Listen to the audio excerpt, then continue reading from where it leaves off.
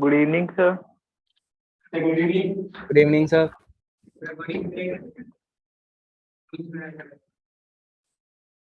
Sir आवाज नहीं आ रही। सर आपकी आवाज नहीं आ रही।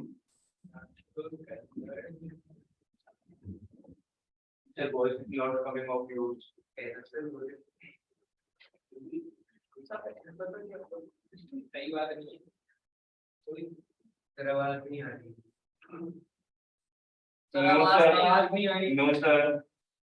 No sir.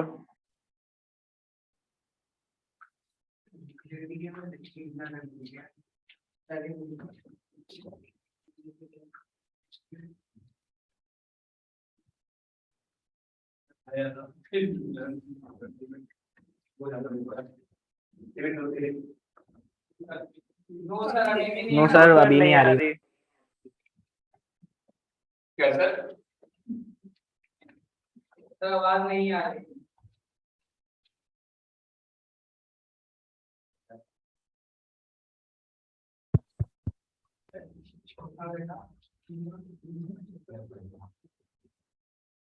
आपकी सीट में चलाए कंटिन्यू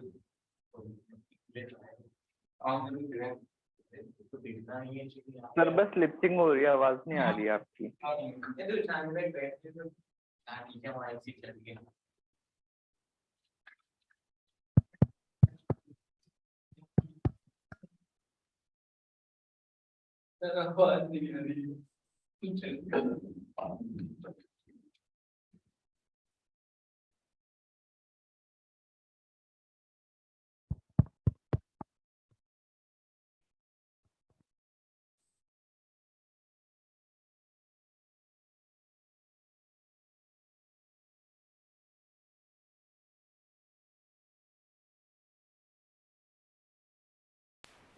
नो सर अभी नहीं।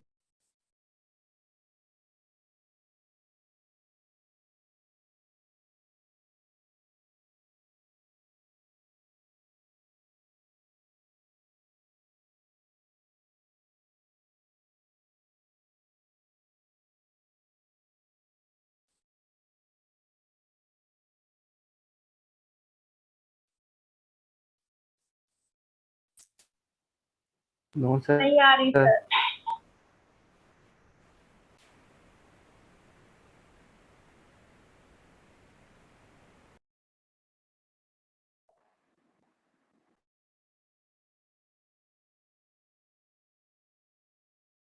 नो सर नहीं आ रही। नहीं आ रही सर।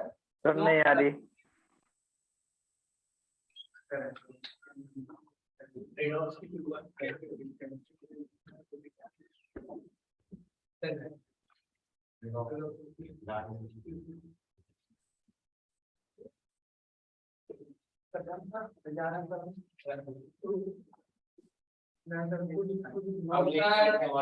नहीं आ रही। नहीं आ रही सर। नहीं आ रही।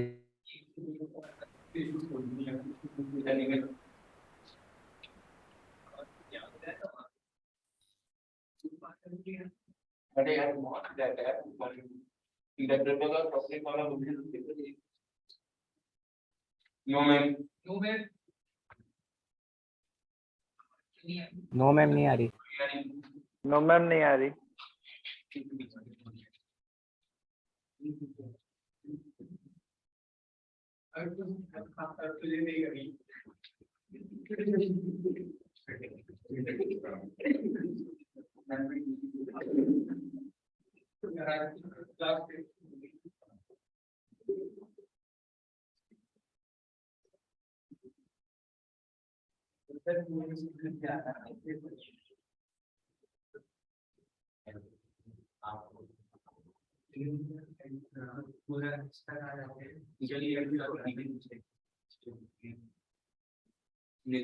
दुकान बता दी chocolate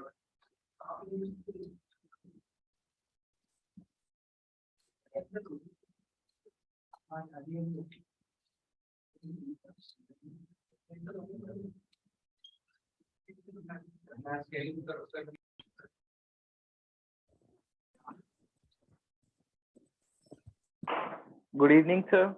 Sir, good evening. Yeah, good evening. Are you able to listen to me now? Yes, sir. Yes. I'm audible? Yes, sir. Yes. Clear है आवाज? Yes, sir. Okay. Yes, sir. So आज हम discussion करने वाले हैं redox reactions के ऊपर, right? तो इससे आपका ऑलरेडी इस टॉपिक से कुछ वास्ता पड़ा है कभी? Have you heard of this term redox? Yes, sir. Thank you. Okay, what do you make out of this term redox? Redox. Red कुछ है? Sir, जिसमें reduction और oxidation. अच्छा, red is for reduction and ox is for Oxidation. something. Okay, this is oxidation. So when we say redox reactions refers to reaction जिसमें oxidation और reduction दोनों हो रहे हैं, right? अब oxidation और reduction तो हमने कुछ reactions पढ़ी हैं जिसमें oxidation reduction होते हैं. क्या ऐसी कोई reaction हो सकती है इसमें सिर्फ oxidation हो? Yes, sir. हो सकती है? No, sir. हो सकती है? Yes, sir. No, sir. ऐसा कभी नहीं हो सकता. ऐसा कभी हो नहीं सकता कि एक ऐसी रिएक्शन हो जिसमें सिर्फ ऑक्सीडेशन हो, और ऐसा भी नहीं हो सकता कि कोई ऐसी रिएक्शन जिसमें सिर्फ रिडक्शन हो. रिडॉक्स रिएक्शन में ऑक्सीडेशन रिडक्शन दोनों होंगे और दोनों एक साथ होंगे. They are basically complementary to each other. They are like a kind of husband and wife. They will exist together. They don't have independent existence. A husband is no longer a husband if there is no wife, right? Because वो किसका husband हुआ? Wife नहीं है तो किसका husband हुआ? नहीं? It's like same way. If the husband is not there, तो वो wife भी कोई existence नहीं रखती, because then she will not be called as a wife because she is wife to someone, and that is not there. So obviously, when we say a redox reaction, that is going to have oxidation reduction, but oxidation reduction will always happen simultaneously. They will be complementary to each other, and there cannot be a reaction in which we can only have oxidation or reduction. Are you clear about this point? Okay. अब एक और अहम बात जो है वो ये है कि ऑक्सीडेशन रिडक्शन को आइडेंटिफाई कैसे करें. तो इसके लिए बहुत पुरानी डेफिनेशंस है ऑक्सीडेशन रिडक्शन की. तो कुछ डेफिनेशंस को जरा आज नजर डालते हैं. Oxidation reduction, redox reactions. Okay, oxidation क्या होता है? कोई बता सकते हैं आप में से ऑक्सीडेशन क्या होता होगा? Addition of oxygen. Addition of Addition of oxygen. Okay, addition of oxygen is an oxidation process. Very good, very right. If I write a reaction like magnesium combines with O2 to produce MgO, so where is oxygen added here? Please come. Where is oxygen added here? Oxygen is added to magnesium. Magnesium में oxygen का addition किया और MgO बना, इसका मतलब magnesium का oxidation हो रहा है, ये बोलेंगे. ठीक है. अब अगर मैं एक रिएक्शन लिखूं जिसमें मैं कहूं कि मैग्नीशियम का रिएक्शन मैंने किया, फॉर एग्जांपल मैग्नीशियम का रिएक्शन मैंने नाइट्रोजन से कर दिया और मैग्नीशियम नाइट्रेट बन गया, सर तो इस रिएक्शन में तो ऑक्सीजन ऐड ही नहीं हुआ. सर आपकी आवाज क्लियर नहीं आ रही इंद्रपुरम सेंटर पे. आवाज आ रही है? Yes, sir. Mic hello buffer hello? कर रहा है सर हल्का हल्का, मतलब. Hello, is it audible? Yes, sir. हाँ, because there is some disturbance in between. Some outside elements came inside and they were disturbing the class, so that's why इसकी वजह से कुछ शायद disturbance होगा. But now it is audible. Sir. Okay. Yes, sir. तो अभी मैं ये कह रहा था कि एक रिएक्शन लिया हमने जिसमें मैग्नीशियम को ऑक्सीजन से रिएक्ट करा है, मैग्नीशियम ऑक्सीजन से रिएक्ट कर रहा है, मैग्नीशियम ऑक्साइड बन रहा है, हमने कहा मैग्नीशियम ऑक्सीडेशन हो रहा है. करेक्ट. अब मैंने एक रिएक्शन और दिया आपको कि मैग्नीशियम नाइट्रोजन से रिएक्ट करके मैग्नीशियम नाइट्रेट बना रहा है. कोई बताएगा फॉर्मूला मैग्नीशियम नाइट्रेट का क्या होता है? Come on. MgNO3. MgNO3. Magnesium nitride, nitride, not nitrate.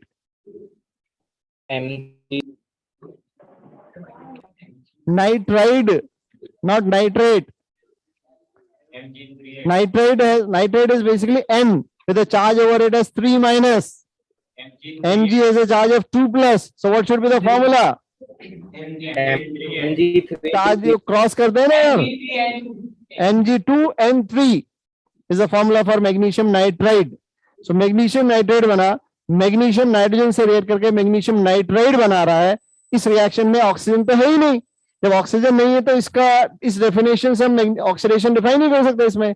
तो डेफिनेशन को थोड़ा बदला क्या हमने कहा, एडिशन ऑफ ऑक्सीजन और addition of electronegative element is oxidation, right? So in this reaction, magnesium is reacting with nitrogen. Is nitrogen an electronegative element? Because the product जो बन रहा है उसमें मैग्नीशियम एक पॉजिटिव पार्ट है, नाइट्रोजन एक negative part है, क्योंकि नाइट्रोजन एक नॉन मेटल है और मैग्नीशियम एक मेटल है. मेटल्स की टेंडेंसी इलेक्ट्रॉन लूज करने की होती है. मैग्नीशियम मेटल्स को नॉर्मली हम इलेक्ट्रोपॉजिटिव बोलते हैं, इसीलिए हम कह रहे हैं मैग्नीशियम के साथ, क्योंकि नाइट्रोजन है और नाइट्रोजन एक इलेक्ट्रोनेगेटिव एलिमेंट है as compare to magnesium. So it is right to say that कि इस रिएक्शन में मैग्नीशियम नाइट्रोजन से रिएक्ट करके मैग्नीशियम नाइट्रेट बना रहा है. इस रिएक्शन में ये कहा जा सकता है कि मैग्नीशियम का ऑक्सीडेशन हो रहा है, क्योंकि magnesium has taken up an electronegative element which is nitrogen. Is it clear? Sir removal of hydrogen भी ऑक्सीडेशन होगा ना? Yes, removal of hydrogen is also oxidation, right? अब रिमूवल ऑफ हाइड्रोजन को अगर हम ऑक्सीडेशन कहें तो जैसे अगर मान लीजिए मैंने एक रिएक्शन लिखा, एक कंपाउंड लिया ईथेन. ईथेन का स्ट्रक्चर समझते हो? कार्बन कार्बन बॉन्ड है, इस कार्बन पर 3 H लगे, इस कार्बन पर 3 H लगे, 2 H यहाँ से, 1 H इसका निकाल दिया, 1 H इसका निकाल दिया, बीच में डबल बॉन्ड बना दिया, तो प्रोडक्ट क्या बना? Ethylene plus hydrogen. तो इस रिएक्शन में हाइड्रोजन का रिमूवल हुआ, एंड रिमूवल ऑफ हाइड्रोजन को भी क्या बोलेंगे? ऑक्सीडेशन. सो ये रिएक्शन जिसमें एल्केन मतलब basically ethane is converted to ethene and hydrogen, this is also an oxidation reaction. आई बात समझ में? ओके, अब अगर हमने डेफिनेशन को फिर से रिवाइज करें तो हमने कहा एडिशन ऑफ ऑक्सीजन ऑक्सीडेशन है, addition of electronegative element oxidation है, रिमूवल ऑफ हाइड्रोजन एक ऑक्सीडेशन रिएक्शन है, removal of electropositive metal is also an is also reduction. क्या होता है? Removal of electropositive metal is also oxidation part. कैसे? कि अगर मान लीजिए मैं कॉपर ऑक्साइड की रिएक्शन हाइड्रोजन से करूं, CO plus H2, what will it give? It will give you Cu plus H2O. क्या रहेगा? Cu plus H2O. तो इस रिएक्शन में आप देखोगे जो मेटल था, इलेक्ट्रोपॉजिटिव मेटल कॉपर, वो अलग हो गया है और उसका जो ऑक्सीजन था वो किसके साथ चला गया? हाइड्रोजन के साथ. तो removal of electropositive element means copper का रिमूवल हो रहा है. That is a reaction which can be called as reduction. Reduction किसका हो रहा है? कॉपर वाले पार्ट का हो रहा है. तो copper oxide is getting reduced to copper in this case. Is it clear? So ये 4 डेफिनेशंस हैं, मतलब बेसिकली 4 तरह से हम उसको डिफाइन कर रहे हैं कि oxidation means what? Addition of oxygen और रिमूवल ऑफ हाइड्रोजन. सिमिलरली क्योंकि oxygen is an electronegative element, एक मिनट जस्ट बेटा, oxygen is an electronegative element, so we can also have removal of addition of other electronegative element which will also be defined as oxidation. Similarly, hydrogen is an electropositive metal and the removal of other electropositive metal will also be called as oxidation. Are you clear with these 4 parts? Addition of oxygen, addition of electronegative element, removal of hydrogen or removal of electropositive element. They are called oxidation. Correct? Sir does it matter कि कोई और है जो मतलब हम निकालना चाहते हैं मतलब हम जो इलेक्ट्रोपॉजिटिव निकालना चाहते हैं वो हमसे ज्यादा इलेक्ट्रोपॉजिटिव हुआ या हमसे कम इलेक्ट्रोपॉजिटिव हुआ? देखो वो ये जो अब आप रिएक्शन देखोगे ना, तो रिएक्शन में जो डिफरेंट एलिमेंट्स हैं उनकी इलेक्ट्रोनेगेटिविटी के बारे में आपको आइडिया होना चाहिए. एंड आई अज्यूम दैट कि since you have done periodic classification of element, I presume that you have a fair idea about which element is more electronegative, which is less electronegative. Because अगर वो नहीं होगा तो ये यहाँ पे identify करने में दिक्कतें आएंगी, थोड़ी आएंगी, but obviously I will keep on helping you out in this regard. और जैसे जैसे हम आगे बढ़ते जाएंगे हम और चीजें धीरे धीरे करके नॉलेज को एक्यूमुलेट करते जाएंगे. आपका सिर्फ काम ये है कि चीजों को समझने के लिए पूरी तरह से कॉन्सेंट्रेशन यही होना चाहिए. बेटा क्या खा रहा है तू मुंह में? What are you eating? You are not eating anything. He is eating something. क्या खा रहा है? You are eating chewing gum. हाँ सही है यार तेरा. अभी सिंसियरली यहाँ पे ना क्लास में बैठ जाओ, और अगर मैं बीच में सवाल पूछूंगा और जवाब नहीं दिया ना तो बहुत बुरा होगा तेरे साथ.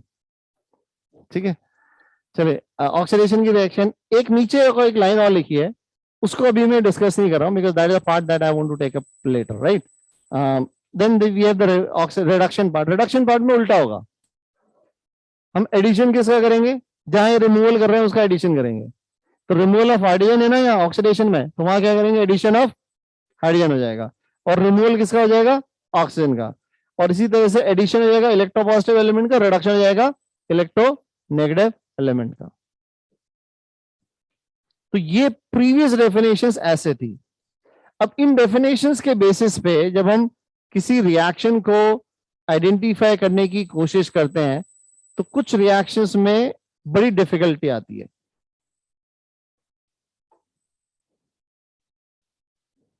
Yes, sir.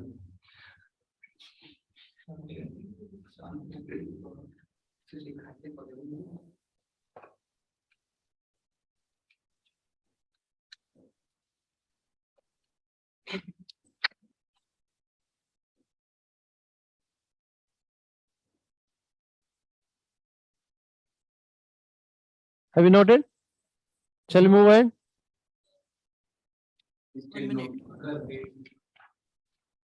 Sir, wait a minute.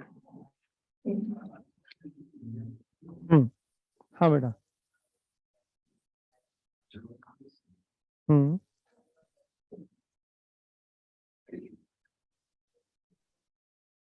Please side. एक मेटल में नॉन मेटल आ रहा है तो मेटल ऑक्सीडाइज हो रहा है, पक्का में ऑक्सीडाइज हो रहा है।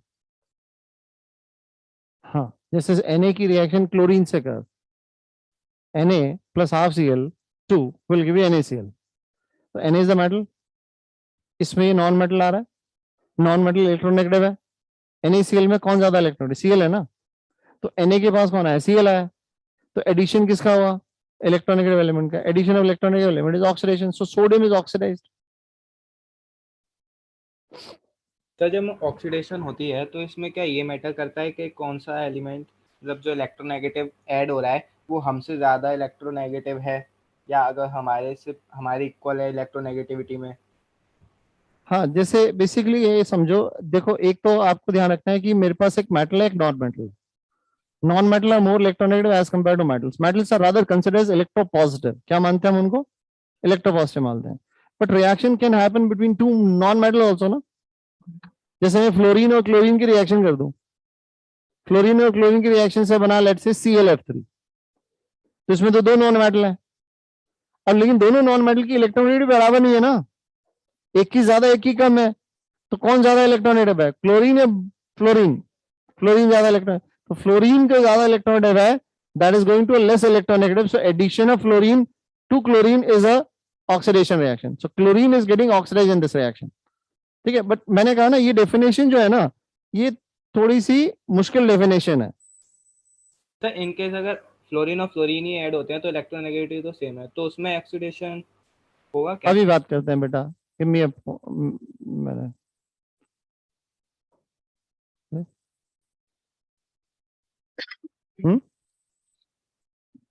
जो स्लाइड शो लगा हुआ है इसलिए नहीं हो रहा।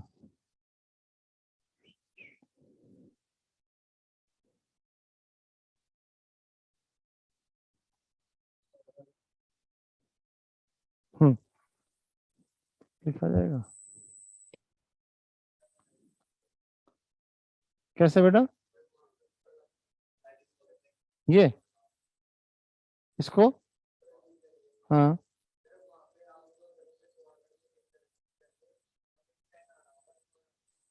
हाँ, वो हाईलाइट नहीं हो रहा ना, पेन नहीं आ रहा।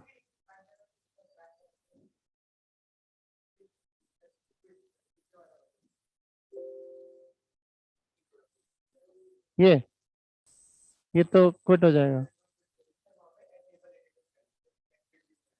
अच्छा, now we go back.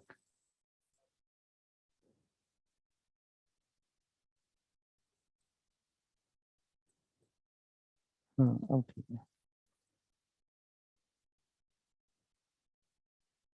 ठीक है।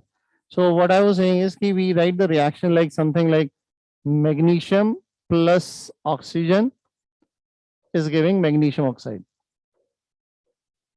तो इस रिएक्शन में हमें दिख रहा है मैग्नीशियम ने ऑक्सीजन को लिया, ऑक्सीजन एक इलेक्ट्रोनेगेटिव एलिमेंट है, तो मैंने कहा मैग्नीशियम का क्या हो रहा है, दिस गेटिंग ऑक्सीडाइज्ड। तो अगर मैग्नीशियम ऑक्सीडेशन कर रहा है तो ऑब्वियसली ऑक्सीजन रिडक्शन कर रहा होगा, ठीक है, क्योंकि रिडॉक्स रिएक्शन में दोनों चीजें तो होंगी। तो मैग्नीशियम का ऑक्सीडेशन हुआ और ऑक्सीजन का रिडक्शन हुआ इस रिएक्शन में। इसी तरह से हमने मैग्नीशियम को रिएक्ट कराया था नाइट्रोजन के साथ और कंपाउंड बना था Mg3N2, राइट।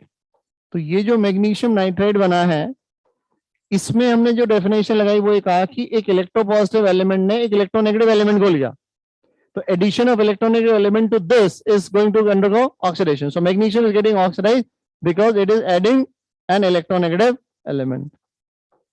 Clear हुआ ये बात? अब अगर मैं आपको एक रिएक्शन दूं, इसमें CO की रिएक्शन H2 से करूं और इसको बना दूं Cu प्लस H2O, ठीक है, बैलेंस्ड रिएक्शन। तो इसमें हाइड्रोजन जो है वो ऑक्सीजन को निकाल रहा है, तो हाइड्रोजन ऑक्सीजन ले रहा है ना, तो addition of oxygen to hydrogen, so that means hydrogen is getting oxidise, तो हाइड्रोजन का ऑक्सीडेशन हो रहा है। तो अगर हाइड्रोजन का ऑक्सीडेशन हो तो रिडक्शन किसका हो रहा है? CO का हो रहा है। अब CO के रेस्पेक्ट में देखने का तरीका हमने बताया कि जैसे एडिशन ऑफ ऑक्सीजन और addition of electronegative element was oxidation, removal of hydrogen और removal of electro positive element was reduction, right. तो यहाँ पे CO जो है उसमें कॉपर इलेक्ट्रोपॉजिटिव एलिमेंट है, वो निकल के बाहर आ रहा है। तो removal of electropositive element means what? It is undergoing reduction. So ये रिडक्शन हुआ, तो उस रेस्पेक्ट में भी देख सकता हूं मैं। हाँ, CO में कॉपर +2 है, ट्रू, ठीक है। Now we write a reaction of, let's say for example SnCl2 is reacting with, let's say SnCl2 is reacting with HgCl2. SnCl2 is called stannous chloride. क्या बोलते हैं? stannous. टिन की दो oxygen state होती है, +2 और +4, तो +2 state is called stannous and +4 state is called stannic. Similarly Hg2Cl2 में दो स्टेट होती हैं, Hg2Cl मर्क्यूरी की दो स्टेट होती है, +2 और +1, ठीक है। Mercuric is this one which is +2 है, मर्क्यूरिक क्लोराइड है। अब जब SnCl2 इससे रिएक्ट करे तो ये कन्वर्ट होता है SnCl4 में, और ये कन्वर्ट हो जाता है Hg2Cl2 में। अब Hg2Cl2 is called mercurius chloride. क्या बोलते हैं? तो mercuric became mercurius and stannous became stanic. This is called stanic chloride. ये रिएक्शन बैलेंस नहीं है, बैलेंस करने के लिए Hg यहाँ पे 2 है तो मैं 2 डाल देता हूं, और यहाँ पे Cl कितना हो गया? 4 और 2 6, 4 और 2 6, बैलेंस है, राइट से बैलेंस रिएक्शन। अब इस रिएक्शन में हम डेफिनेशन लगाते हैं, कौन सी वाली? पहली डेफिनेशन, एडिशन ऑफ ऑक्सीजन हो रहा है ना हो रहा? रिमूवल ऑफ हाइड्रोजन नहीं हो रहा, हाँ हो रहा है, नहीं है। Removal of electronegative element, electropositive element नहीं, रिमूवल तो कोई है नहीं ना, वो तो टिन के साथ, मतलब मरकरी, यहाँ टिन देखो, टिन और मरकरी जो है वो इलेक्ट्रोपॉजिटिव है कंपेयर टू Cl, बट वो यहाँ पे भी टिन के साथ Cl है, यहाँ पे भी टिन के साथ Cl है, अलग थोड़ी हुए। यहाँ मरकरी के साथ Cl है, यहाँ पे भी मरकरी के साथ Cl है, अलग नहीं हुए। तो रिमूवल ऑफ इलेक्ट्रोपॉजिटिव एलिमेंट से नहीं बता सकता मैं। अब डेफिनेशन वैसी मेरे पास कौन सी? Addition of electro negative element. अब आप देखो SnCl2 में Cl थे 2, Cl और आए, मतलब Cl इज इलेक्ट्रोनेगेटिव पार्ट, वो ऐड हो रहा है और क्या बना रहा है? SnCl4। तो SnCl2 में इलेक्ट्रोनेगेटिव एलिमेंट ऐड हो रहा है और वो SnCl4 बन रहा है, तो ये क्या हो रहा है? ऑक्सीडेशन। आई बात समझ? अगर ये ऑक्सीडेशन होता है पक्का रिडक्शन हो रहा होगा। अब नाम से देखो, अस गोइंग टू इक, कौन सी स्टेट बड़ी होती है, अस या इक? अस इक जानते हो? अरे lower oxidation states are called ous, higher oxidation states are called ic. Ferrous, Fe+2 is called ferrous, Fe3+ is called ferric। तो फेरिक इज हायर स्टेट है क्योंकि उसके 3+ है, इसका 2+ है। तो lower state oxidation states are called ous, higher oxidation states are called ic. तो जब लोअर से हायर ऑक्सीजन स्टेट में जा रहे हैं तो ऑक्सीडेशन ही हुआ होगा ना, तो ऊपर जाना है, ऑक्सीजन स्टेट बढ़नी है तो ऑक्सीडेशन ही होगा। तो ये SN अस से इक में जा रहा है इसलिए ऑक्सीडेशन है। उस तरीके से भी आप समझ सकते हो, बट डेफिनेशन के हिसाब से आप देखोगे जब आप रिएक्शंस पे लगाओगे तो ये काफी टिपिकल होता जाएगा और इतना आसान नहीं है ये चीज प्रेडिक्ट करना कि कौन ऑक्सीडाइज कर रहा है कौन रिड्यूस कर रहा है। ठीक है, तो ये कुछ कुछ एग्जाम्पल हमने लिए, बट हम वापस से क्या आते हैं कि और कोई आसान तरीका हो सकता है ऑक्सीडेशन रिडक्शन आइडेंटिफाई करने का। एक और तरीका है, एक तरीका है जो बहुत आसान है, उस तरीके को हम कहते हैं ऑक्सीडेशन नंबर। क्या बोलते हैं? तो हमने अगर थोड़ा सा जाए पीछे तो डेफिनेशन में यहाँ लिखा था, yes sir. There it is. Mic थोड़ा दूर कर लीजिए। ये लिखा था, increase in oxidation number is oxidation and decrease in oxidation number is reduction. तो हम इस पार्ट को अब डिस्कस करना चाहते हैं बिकॉज ये तो ओल्ड डेफिनेशन के हिसाब से है। पुराने जमाने के लोग मेरे जैसे वो ऑक्सीडेशन रिडक्शन को ऐसे डिफाइन करते थे, लेकिन अब तुम नए जमाने के लोग हो तो तुम्हें नए जमाने के हिसाब से ऑक्सीडेशन रिडक्शन समझना है कि मॉडर्न व्यू क्या कहता है ऑक्सीडेशन रिडक्शन के बारे में। तो मॉडर्न व्यू कहता है ऑक्सीडेशन नंबर के बारे में बात करेंगे। अब ऑक्सीडेशन नंबर एक नया कॉन्सेप्ट है। इस ऑक्सीडेशन नंबर का अगर इजाफा होगा, इजाफा समझते हो, इंक्रीज, ठीक है, तो अगर इजाफा बढ़ रहा है मतलब इंक्रीज हो रही है ऑक्सीडेशन नंबर तो हम कहेंगे ऑक्सीडेशन है, एक्सक्यूज मी और अगर वो डिक्रीज कर रही है तो कहेंगे रिडक्शन है। तो इंक्रीज और डिक्रीज प्लस मतलब अगर ऑक्सीडेशन नंबर इंक्रीज और डिक्रीज का मतलब ऑक्सीडेशन नंबर प्लस भी हो सकता है माइनस भी हो एक्सक्यूज सकता मी है। सर। हाँ बेटा, सर आप माइक थोड़ा दूर कर लीजिए, आवाज यहाँ क्या? पे क्लियर नहीं। माइक आप थोड़ा दूर कर लीजिए। दूर करूं? यस सर, अब आ रही है? Yes sir. थोड़ा नीचे कर लीजिए सर। सर अब बोलना एक बारी। ठीक है, हाँ सर अब परफेक्ट है। Okay, thanks for directing. So what I was saying is कि हाँ बेटा,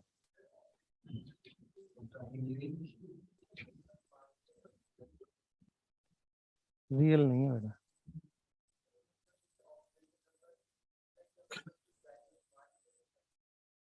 अभी बताता हूँ क्या होता है। हाँ, तो अब हम इसमें ऑक्सीडेशन रिडक्शन को ऑक्सीडेशन नंबर के पॉइंट ऑफ व्यू से देखेंगे। अब ऑक्सीडेशन नंबर जो है वो एक हाइपोथेटिकल चीज है, ठीक है। वो कैसे डिफाइन होती है कि आपको मैं कंपाउंड दूं, ठीक है, उस कंपाउंड को जैसे फॉर एग्जांपल वो कंपाउंड है कौन सा लिखो तुम बताओ कोई कंपाउंड। H2O, चलो इसने बोला H2O तो हमने H2O बना दिया।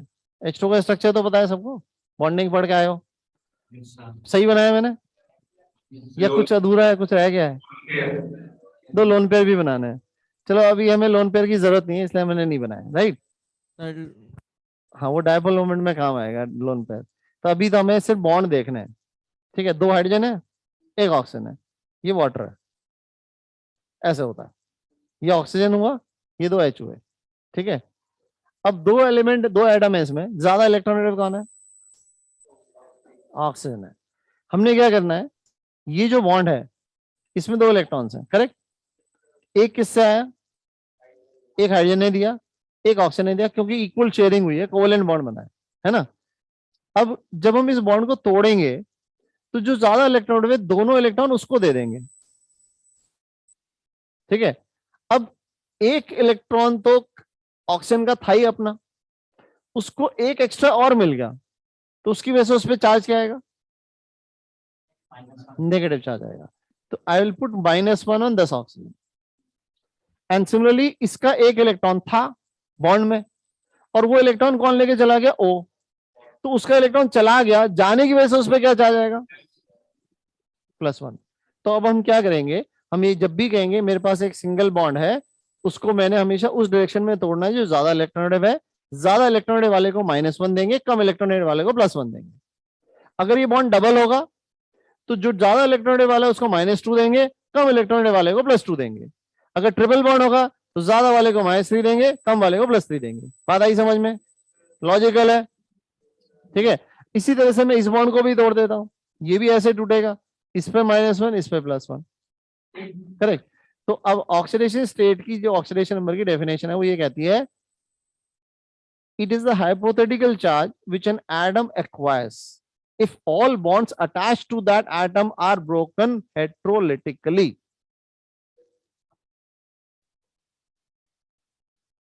I repeat, ठीक है, पहले डेफिनेशन को सुनो, फिर लिखेंगे, फिर उसको समझेंगे, ठीक है। पहला सुनने का बात यह है कि it is the hypothetical charge which an atom acquires when all bonds attached to that atom are broken heterolytically. अब हेटेरोलिटिकली का मतलब क्या होता है, ये भी थोड़ा सा समझ लेते हैं कि अगर ए और बी के बीच में बॉन्ड है, उसमें 2 इलेक्ट्रॉन्स हैं, दोनों इलेक्ट्रॉन अगर एक एक एटम लेके जाएं तो ये तो बराबर बराबर हिसाब हुआ ना, तो ये क्लीवेज कहलाता है होमोलिटिक। क्या कहलाता है? होमोलिट। होमो का मतलब होता है इक्वल, बराबर बराबर हिस्सा हुआ, ठीक है। मतलब अगर मैं, मतलब फॉर एग्जांपल मैं पिज्जा लेके आया और मैं हूं और मेरे साथ मेरा भाई है और हमें पिज्जा खाना है, तो हम इक्वल डिस्ट्रीब्यूशन करेंगे, तो आधा आधा करेंगे ना, आधा आधा करके डिस्ट्रीब्यूशन कर दिया।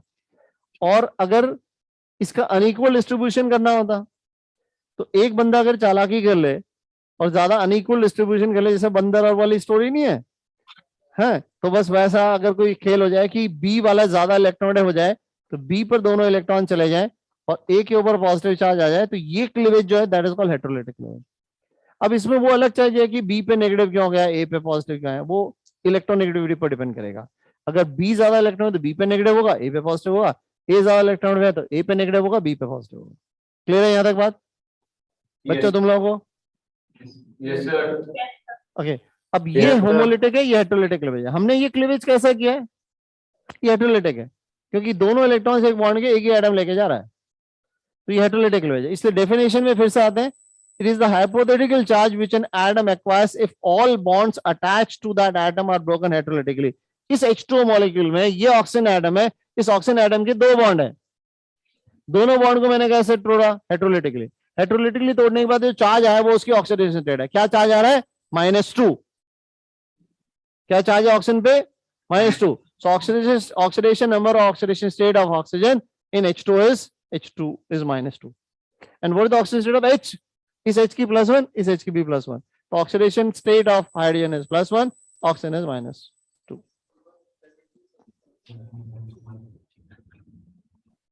ये ऐसा होता थोड़ी है, हम बॉन्ड तोड़ रहे हैं, हम तो हाइपोथेटिकली तोड़ रहे हैं ना, हम तो हाइपोथेटिकली तोड़ रहे हैं। तो ये हाइपोथेटिकली तोड़ा है, एक्चुअल में नहीं है। यानी कि आपको ऑक्सीडेशन नंबर निकालने के लिए स्ट्रक्चर का मालूम होना जरूरी है। अगर आपको स्ट्रक्चर नहीं मालूम, ऑक्सीडेशन नंबर निकालना काफी मुश्किल काम है।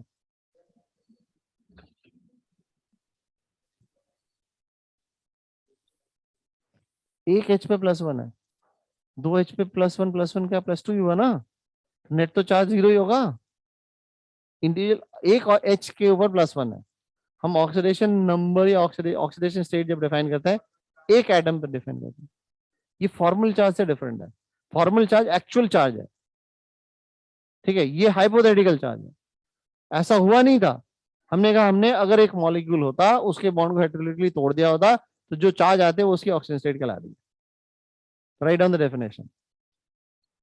ऑक्सीडेशन स्टेट और oxidation number, oxidation state or oxidation number is the hypothetical charge that an atom acquires.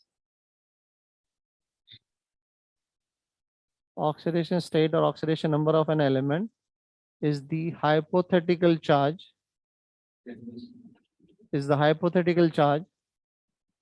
that an atom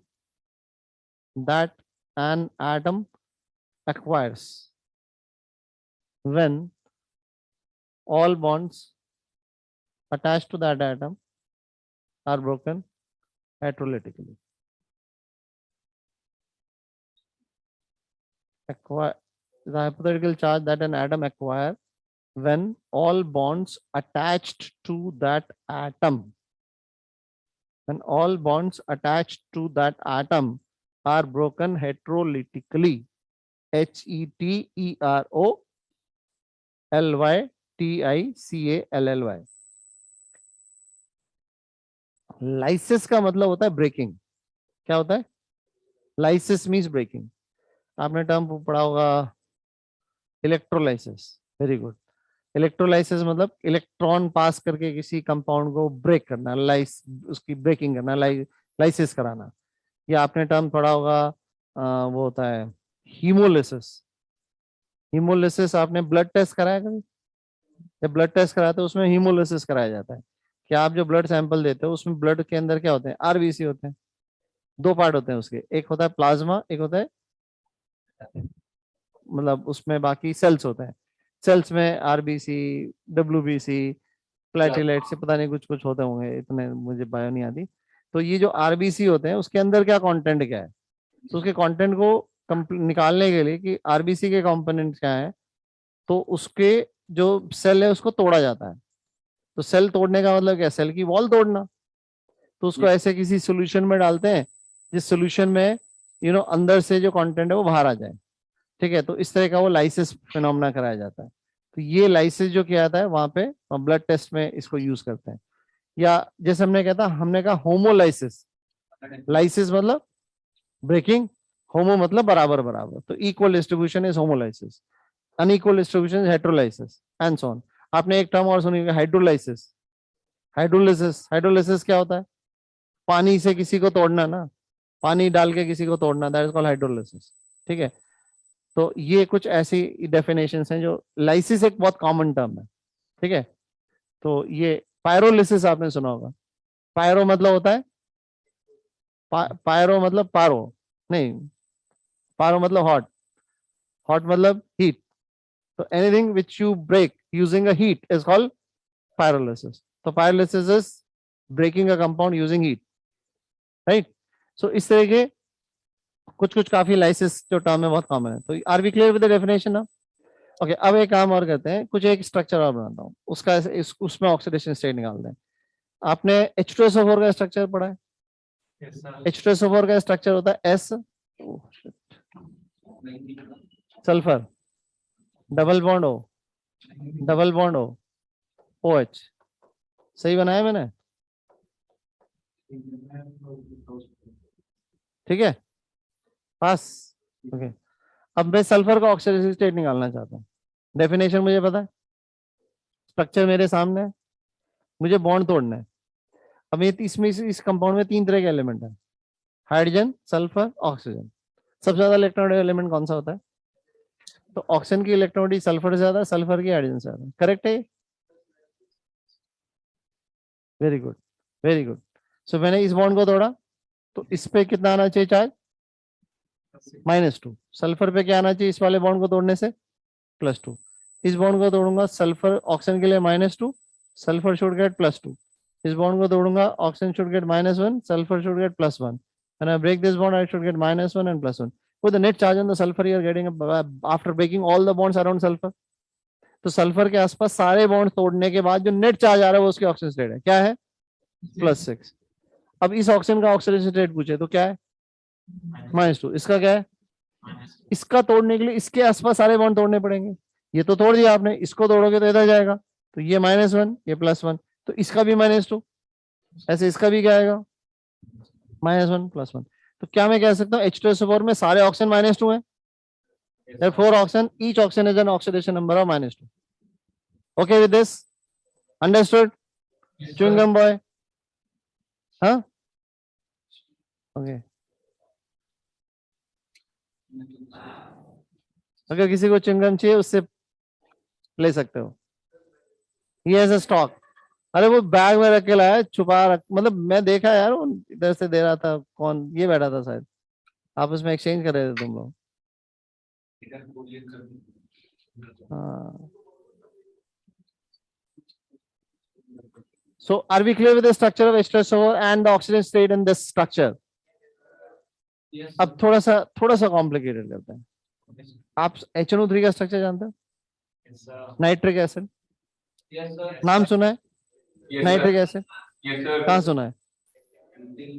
HNO3। Acid rain में HNO3 होता है? होता है? हाँ, एसिड रेन में आपके H2SO4 होता है, H2SO3 होता है, HNO3 होता है, HNO2 होता है। दीज आर कॉमन थिंग, हमारा ताजमहल जो है उसका बहुत बड़ा शिकार हुआ है, उसकी जो येलोनिंग हो गई है, उसका मार्बल जो है, उसके लिए एसिड रेन बहुत रेस्पॉन्सिबल है। इसलिए हमने वहां से सिटी से, आगरा सिटी से जो इंडस्ट्रीज है सबको उठा उठा के बाहर रख दिया है। ठीक है, बाहर निकाल दिया है। अब हम एक स्ट्रक्चर देखते हैं नाइट्रिक एसिड का। नाइट्रिक एसिड का स्ट्रक्चर क्या है? आपके पास N है, एक डबल बॉन्ड हुआ है, एक कोऑर्डिनेट बॉन्ड हुआ है और एक OH है। ये स्ट्रक्चर है। ये स्ट्रक्चर आपको आने चाहिए सारे।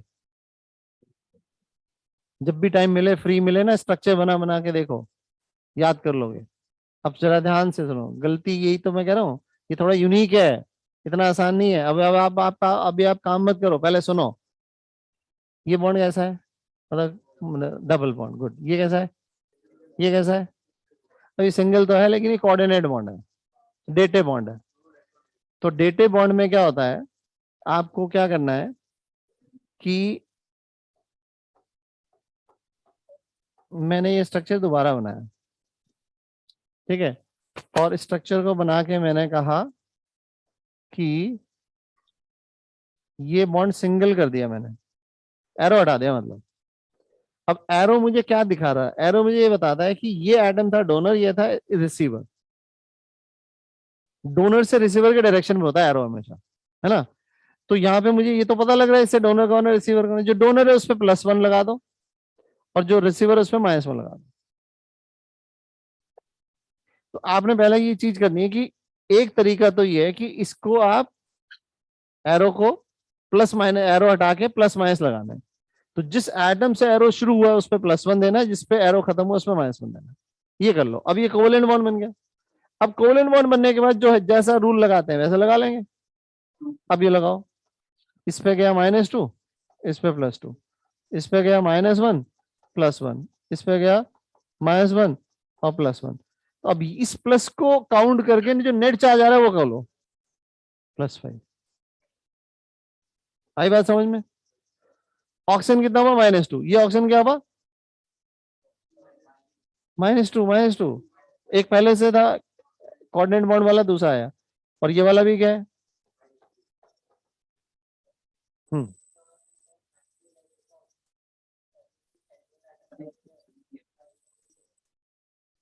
नहीं, अब जब ऑक्सीडेशन स्टेट या नंबर पूछा जाता है तो आपको स्पेसिफाई करना होता है किस एलिमेंट का ऑक्सीजन स्टेट निकालना है। बाय डिफॉल्ट अगर नहीं बोला है तो बाय डिफॉल्ट आप सेंट्रल एटम मान लेना। तो इस केस में सेंट्रल एटम जो है नाइट्रोजन है, उसकी ऑक्सीजन स्टेट इज +5। H2SO4 में सेंट्रल एटम की ऑक्सीजन स्टेट इज +6। आई बात समझ में? सर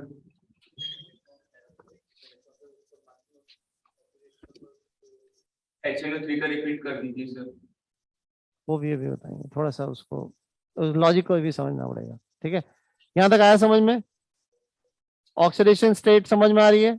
कैलकुलेट करना कैसे होता है, फॉर्मूला जो डेफिनेशन दी है उसको कैसे यूज करना है। लेकिन क्या इंपॉर्टेंट है? स्ट्रक्चर। सर अगर मैं आपको कहूँ HNO3 नाइट्रिक एसिड में N का ऑक्सीजन स्टेट निकालो और आपको स्ट्रक्चर ही ना आता हो तो कैसे निकाल लोगे? बताओ, निकाल पाओगे? Yes sir. मैं आज आपको निकालना सिखाऊंगा बिना स्ट्रक्चर के। ठीक है, बिना स्ट्रक्चर के भी आप ऑक्सीडेशन नंबर निकाल सकते हो। उसके लिए कुछ रूल्स हैं, तो रूल्स आज हम सीखेंगे। मैं ये रब कर दूं? सर ये हाँ ऑक्सीजन बेटा। के साथ कोऑर्डिनेट कंपाउंड का हमने कोवेलेंट क्यों बनाया? क्या बेटा? सर ऑक्सीजन का जो कोऑर्डिनेट नंबर है, कोऑर्डिनेट बॉन्ड जो है सर, तो वो हाँ। समझ में नहीं आया, वो हमने कोवेलेंट क्यों बनाया? हम उसमें डायरेक्ट कुछ नहीं कर सकते? देखो, जब आप कोऑर्डिनेट बॉन्ड बनाते हो अगर आपसे कोई कहे नाइट्रिक एसिड में वो बताओ रेजोनेंस कैसे होता है, या नाइट्रेट आयन में रेजोनेंस बता देना। तो अगर मैं नाइट्रेट आयन का स्ट्रक्चर ये बनाऊं, N double bond O, coordinate bond O और O-, ये बना। तो रेजोनेंस स्ट्रक्चर आप क्या बनाते हैं? इसमें 3 पेयर होते हैं, इधर 2 पेयर होते हैं और यहाँ 3 पेयर होते हैं। करेक्ट? आप रेजोनेंस करोगे, ये वाला ये इधर आया और ये बाय बॉन्ड इधर गया, ये इसका रेजोनेंस स्ट्रक्चर है। अब एक और पेयर आया तो यहाँ 3 हो गए इसलिए माइनस आ गया, यहाँ 3 से 2 रह गए इसलिए डबल बॉन्ड हो गया, और एक कोऑर्डिनेट बॉन्ड हो गया इसलिए ये वैसे ही, मतलब कोऑर्डिनेट बॉन्ड ही था, इसको मैं क्यों चेंज कर रहा हूँ। ठीक है, ये कोऑर्डिनेट बॉन्ड हो गया। तो ये इसके 2 रेजोनेंस स्ट्रक्चर है। बट एक्चुअल में रेजोनेंस स्ट्रक्चर अगर ये दो ही होते तो इस बॉन्ड में और इस बॉन्ड में तो कोई डिफरेंस नहीं होता। रेजोनेंस का फिनोमेना पढ़ा होगा ना आपने। रेजोनेंस से हम ये कहते हैं कि इसमें डबल बॉन्ड है, इस वाले स्ट्रक्चर में ये वाला बॉन्ड, ये वाला बॉन्ड सिंगल बॉन्ड है, ये बॉन्ड यहाँ सिंगल है, वहां पे डबल है। तो हम किसी जैसे इन दो एटम के बीच में कितने बॉन्ड्स हैं काउंट कर लें, दो। इन इसी दो एटम के बीच में कितने बॉन्ड्स हैं, एक। कितने बॉन्ड्स हुए टोटल, 3। और कितने स्ट्रक्चर हैं उससे डिवाइड कर दें तो एवरेज आ जाएगा। Average bond between this N and this O will be how much, 1.5, 3/2. What about this bond, 1 + 2, 1.5। यानी कि इसके भी ये वाला बॉन्ड और ये वाला बॉन्ड तो आइडेंटिकल स्ट्रेंथ का हुआ, लेकिन ये तो डिफरेंट लग रहा है क्योंकि ये भी सिंगल बॉन्ड है, ये भी सिंगल बॉन्ड है। तो क्या होगा, 1 + 1 2 डिवाइड बाय 2 इज 1। यानी कि इस बॉन्ड की लेंथ और इस बॉन्ड की लेंथ में फर्क है। यानी कि नाइट्रेट में दो तरह की बॉन्ड लेंथ है, ऐसा नहीं है। नाइट्रेट में सारी बॉन्ड लेंथ क्या है, एक जैसी है। तो यानी कि हम कुछ गलती कर रहे हैं। गलती क्या कर रहे हैं हम, गलती समझना बहुत जरूरी है लाइफ में। गलती यह है कि इसको हम कोऑर्डिनेट बॉन्ड की तरह ट्रीट ही ना करें। हम इसको कहें कि जो कोऑर्डिनेट बॉन्ड था उसको मैंने प्लस माइनस करके लिख दिया, ये प्लस ये माइनस, ये प्लस ये माइनस, करेक्ट। अब ये जो प्लस माइनस लिख दिया तो अब ये कोवेलेंट बॉन्ड की तरह ट्रीट है और इसको आप रेजोनेंस दिखा पाओगे। जब तक डेटिव बॉन्ड था नहीं दिखा सकते, अब डेटिव बॉन्ड को कोवेलेंट बॉन्ड बना दिया, दिखा सकते हो। सर अब इसका एक लॉजिक आप ये समझते हैं कि जब हम कोऑर्डिनेट बॉन्ड बनाते हैं तो कैसे बनाते हैं। आपने लुईस स्ट्रक्चर बनाना ही सीखे थे, उसमें फॉर्मल चार्ज निकाला था। नाइट्रेट के ऊपर आपने नाइट्रेट का लुईस स्ट्रक्चर बना सकते हो आप। अब मैं बनाऊंगा तो उसमें टाइम लगेगा, इसलिए मैं एक स्ट्रक्चर यहाँ पे पहुंच गया। मान लो ये कि एन के आसपास 4 बॉन्ड थे, 2 डबल बॉन्ड, एक डबल बॉन्ड बनाया, 2 सिंगल बॉन्ड बना लिए, 3 ऑक्सीजन रख दिए। और क्योंकि फॉर्मल चार्ज निकाला था, एन पे प्लस फॉर्मल चार्ज आया +1 और 2 ऑक्सीजन पे -1 है, एक पे 0 है, ये आ गया चार्ज। अब मान लीजिए ये अगर चार्ज आ गए हैं तो इसको अगर मैं अब यहाँ पे कहूँ कि इसको आगे देखते हैं क्या है।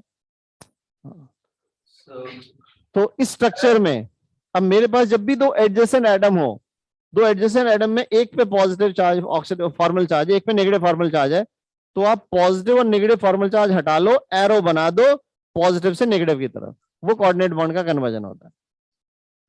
ठीक है, तो अब मेरे पास चॉइस क्या है, ये प्लस है माइनस है, इसको हटा के एरो यहां बना लो, ये प्लस है माइनस में इन दोनों को हटा के एरो यहां बना सकता हूँ। तो मैं एरो कहीं पे भी बना सकता हूँ, वो इधर बनाओ इधर बनाओ, इससे कोई फर्क नहीं पड़ रहा। तो ये आप कोऑर्डिनेट बॉन्ड जब बनाते हैं तो ऐसे बनाते हैं फॉर्मल चार्ज से। तो अब मैं जो प्रोसेस यहाँ पे कर रहा हूँ तो उल्टा ही तो कर रहा हूँ। मैं एरो को यहाँ पे मैं चार्जेस को हटा के एरो बना रहा हूँ, यही कर रहा हूँ।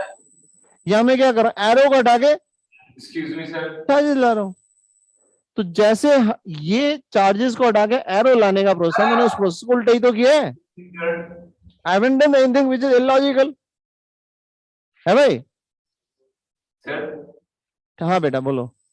सर HNO3 का सर ये चार्ज डिस्ट्रीब्यूशन एक बार समझा दीजिए। क्या क्या, आई डिडंट गेट। HNO3 का सर स्ट्रक्चर और चार्ज कैसे गए? NO3 का, HNO3 का सर। HNO3 तो न्यूट्रल कंपाउंड है ना। हाँ सर, चार्ज आपने कैसे बनाए वो? चार्ज मैंने ऐसे बनाया कि जब HNO3 में एरो, देखो आप प्लस और माइनस जो ये चार्ज बता रहे थे कि मेरा ये प्लस है और माइनस में इसको हटा के एरो बना लूं, ठीक है। अगर मैं इसको हटा के एरो बनाऊंगा तो what I will draw is कि ऐसा स्ट्रक्चर बनेगा, N ये होगा, डबल बॉन्ड ये होगा, ये मैं सिंगल बॉन्ड ही रखता हूँ विद नेगेटिव चार्ज, और इसको मैं एरो बना रहा हूँ। तो एरो मैंने क्या डायरेक्शन में बनाया, जहां पे प्लस फॉर्मल चार्ज है उससे एरो शुरू करके उस तरफ खत्म करना है जहां पे नेगेटिव फॉर्मल चार्ज है, ये हम करते हैं।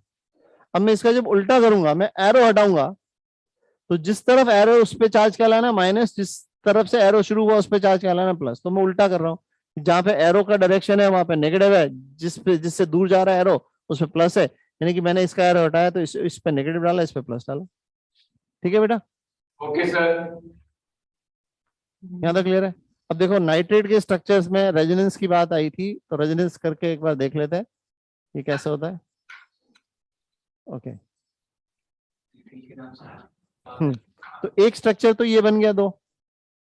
अब मेरा डबल बॉन्ड यहाँ है, अगले में यहाँ है, तो मैं अगला एक स्ट्रक्चर बना सकता हूँ इसमें डबल बॉन्ड यहाँ हो। तो तीसरा स्ट्रक्चर मैंने कहा इसको यहाँ लाओ, इसको यहाँ ले जाओ, और ये तीसरा स्ट्रक्चर बन गया। इसमें N हो गया ये single bond O minus, this is single bond O minus, and this will be double bond O, right? Nitrate के कितने स्ट्रक्चर्स बने, resonance structures? Nitrate has 3 resonance structure, and the beauty of this is that it is 3 equivalent resonance structures. तीनों resonance structures बराबर हैं, equivalent हैं, एक जैसे हैं, तीनों की एनर्जी बराबर है, कोई किसी से छोटा बड़ा नहीं है, तीनों रेजोनेंस स्ट्रक्चर बराबर हैं। अब आप बॉन्ड ऑर्डर निकालना चाहें इस बॉन्ड का, अगर मैं इस बॉन्ड को A लेबल कर दूं, इसको B लेबल कर दूं, इसको C लेबल कर दूं, और ये लेबलिंग में तीनों में सेम ही रखूं, तो अब आपका कोई भी एक पर्टिकुलर बॉन्ड उठा लो। जैसे मैंने N और O का A वाला बॉन्ड पकड़ा, इसका मैं बॉन्ड ऑर्डर निकालना चाहता हूं।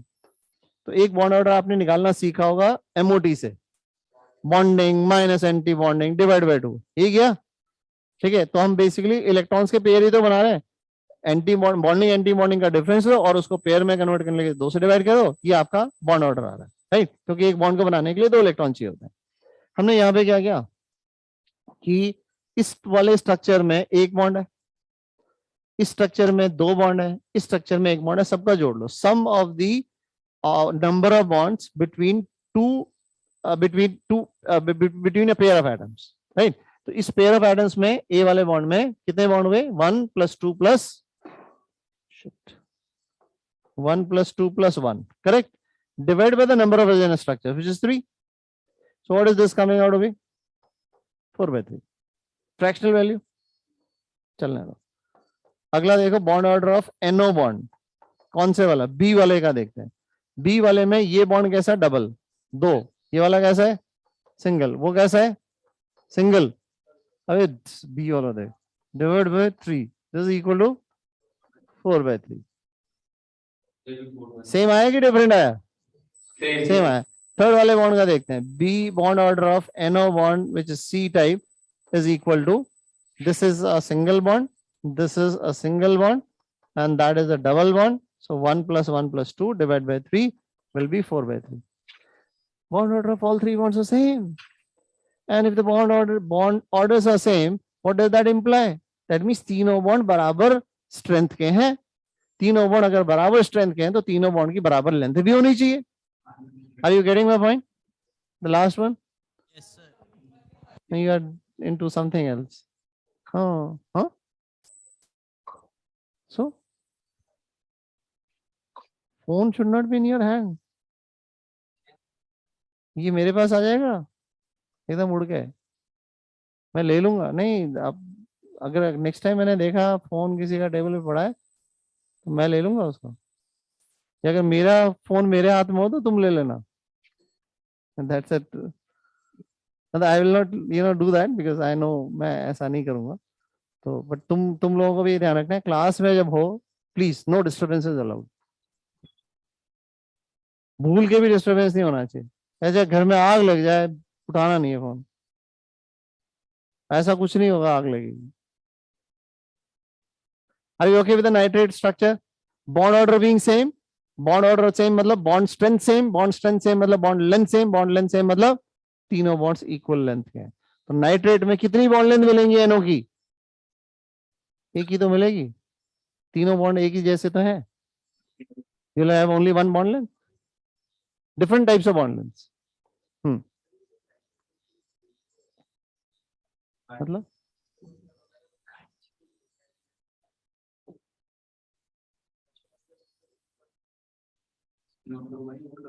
हाँ नहीं, ये उसके लिए ये जो फॉर्मूला है बॉन्ड ऑर्डर निकालने का, ये उन्हीं सब में एप्लीकेबल है जिसमें इक्विवेलेंट रेजोनेंस होता हो। जिसमें इक्विवेलेंट रेजोनेंस नहीं है उसमें नहीं निकाल सकते। इक्विवेलेंट रेजोनेंस का मतलब each resonating structure should be of equal stability, they should be identical. बहुत ज्यादा लिख दिया मैंने। इसको रब करने का और कोई तरीका नहीं है? है? ये ऑल इन कौन स्लाइड चला जाएगा? वाह, ओ ग्रेट। चलो यहाँ तक क्लियर है? चलो देखें फटाफट। ऑक्सीडेशन नंबर क्या बोलते हैं जी? Total charge on a given species, atom और आयन और मॉलिक्यूल। ठीक है, ये अभी ये डेफिनेशन लिखने की आपको। Examples of oxidation number. Atoms में हमने कहा सोडियम, मैग्नीशियम, एल्यूमिनियम। जब भी एटम एलिमेंटल स्टेट में होगा ना तो उसकी ऑक्सीजन स्टेट जीरो होगी। कोई भी एलिमेंट ले लो, एलिमेंटल स्टेट में है, जीरो है। तो कोई भी मेटल, सोडियम, मैग्नीशियम, एल्यूमिनियम लोगे, सबका जीरो है। अगर मैं एक मॉलिक्यूल लूंगा H2O, अब इसमें ऑक्सीडेशन नंबर जो है ना वो क्यों है? क्योंकि न्यूट्रल मॉलिक्यूल्स है। न्यूट्रल मॉलिक्यूल्स का ऑक्सीडेशन जो मतलब ओवरऑल जो वैल्यू आएगी वो जीरो आएगी। तो बेसिकली यहाँ पे हम क्या जीरो कह रहे हैं? क्योंकि H2O में हमने किया है, याद रखो H2O में निकाला था ना, ऑक्सीजन का ऑक्सीडेशन नंबर क्या आया था? -2। H का क्या आया था? each H is +1, so 2H will be +2, so +2 and -2 will have net value equal to 0। तो ये जो ऑक्सीडेशन नंबर है sum of oxidation number of all elements in that compound है। Similarly, in ammonia, oxidation number of N is -3, H is +1. For 3H, it will be +3. So net will come out to be 0. For CH4, H is basically +1. 4H will be +4. Carbon is -4. Net value will be 0.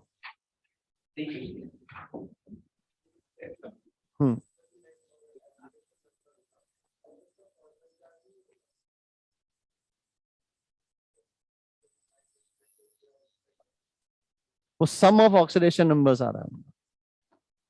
जैसे इसमें सम of oxidation number 0 है, neutral molecule में sum oxidation number of all elements in that compound would be 0। But if you have a ion like this, तो इसका जो, क्योंकि single ion है, single atom का आयन है, तो सिंगल एटम के आयन पे जो चार्ज है वही इसका ऑक्सीडेशन नंबर है। जैसे Fe का 2+, Mg का 2+ और Al3+ का 3+। ठीक है, ये तो सिंपल वाले हैं। लेकिन अब कुछ ऐसे आयन है जैसे सल्फेट आयन। सल्फेट आयन में चार्ज क्या है? 2-। सल्फेट आयन का नेट चार्ज क्या है? 2-। तो उसमें बेसिकली हम ये कह रहे हैं कि 2- क्या है? Sum of oxidation state of sulphur and 4 oxygen has to be equal to -2। तो जो -2 है एक्चुअल चार्ज उसका, वो उनका सम ऑफ ऑक्सीडेशन स्टेट्स है, ऑक्सीडेशन नंबर्स है। क्लियर?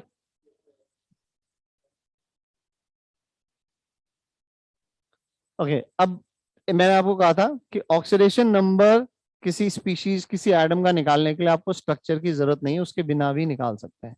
उसके लिए कुछ रूल्स हैं। रूल्स क्या है वो आपको मैं यहाँ पे बता रहा हूँ, लेकिन इस रूल का एक बेसिस आपको पहले समझना पड़ेगा। बेसिस ये है कि जब भी दो एलिमेंट एग्जिस्ट करेंगे साथ साथ, ठीक है, तो उनमें से एक एटम और दूसरा एटम, या तो दोनों की इलेक्ट्रॉनिटी सेम होगी या डिफरेंट होगी। ठीक है, अगर सेम है तो हम उस बॉन्ड को तोड़ नहीं सकते हेटेरोलिटिकली। हेटेरोलिटिकली तो तभी तोड़ पाओगे ना जब दो एटम की इलेक्ट्रॉनिटी में डिफरेंस होगा। तो जब दो एटम की इलेक्ट्रॉनिटी में डिफरेंस होगा तब तो उनको तोड़ पाएंगे। तो हम कह रहे हैं कि जो ज्यादा इलेक्ट्रोनेगेटिव एलिमेंट होगा उसकी ऑक्सीजन स्टेट हमेशा नेगेटिव होंगी, और जो कम इलेक्ट्रोनेगेटिव एलिमेंट होगा उसकी ऑक्सीजन स्टेट पॉजिटिव होंगी। तो जो दिमाग में रखना है वो ये रखना है कि जो दो एलिमेंट है उनको हमेशा कंपेयर करना है, कौन ज्यादा इलेक्ट्रॉन कौन कम इलेक्ट्रॉन, जिससे किसकी वैल्यू माइनस है किसकी वैल्यू प्लस है वो निकालना सीख पाओगे। This is very important, right? अब रूल क्या है? बड़े सिंपल से हैं। मैं आपको फटाफट 4-5 रूल ऐसे बता देता हूं, उसके बाद हम यहाँ पे देख लेंगे एक एक करके। पहला रूल ये कहता है कि जितने भी यूनिवेलेंट आयंस हैं, चाहे वो कैटायन हो चाहे वो एनायन हो। यूनिवेलेंट का मतलब क्या होता है? नहीं, यूनिवेलेंट मैंने गलत वर्ड यूज किया, मोनो एटॉमिक आयन बोलना चाहिए। मोनो एटॉमिक आयन मतलब एक ही एटम है उसमें, ठीक है, सिंगल एटम। जैसे Cl- मोनो एटॉमिक है, F- mono atomic, I-, Br-, Fe2+, Na+, Mg2+, Al3+, ये सब मोनो एटॉमिक आयंस हैं।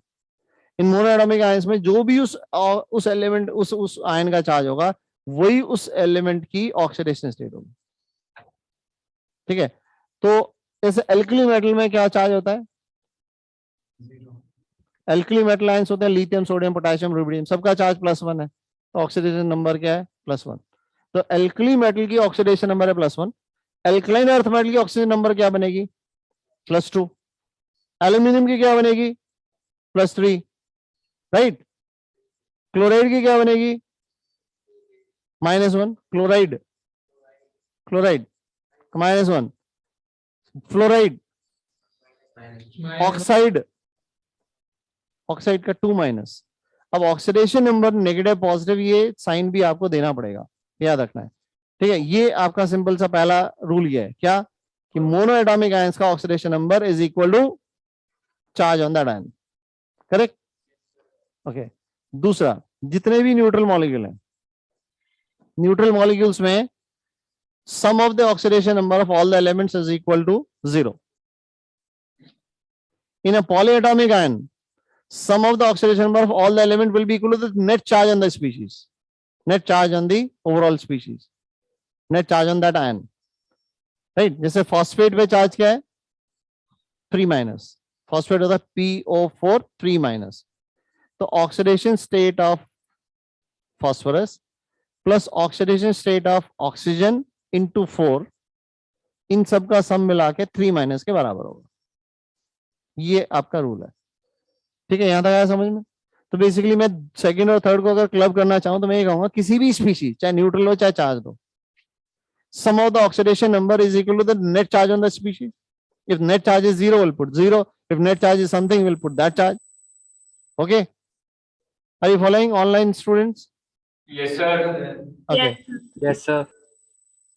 थर्ड रूल ये कहता है कि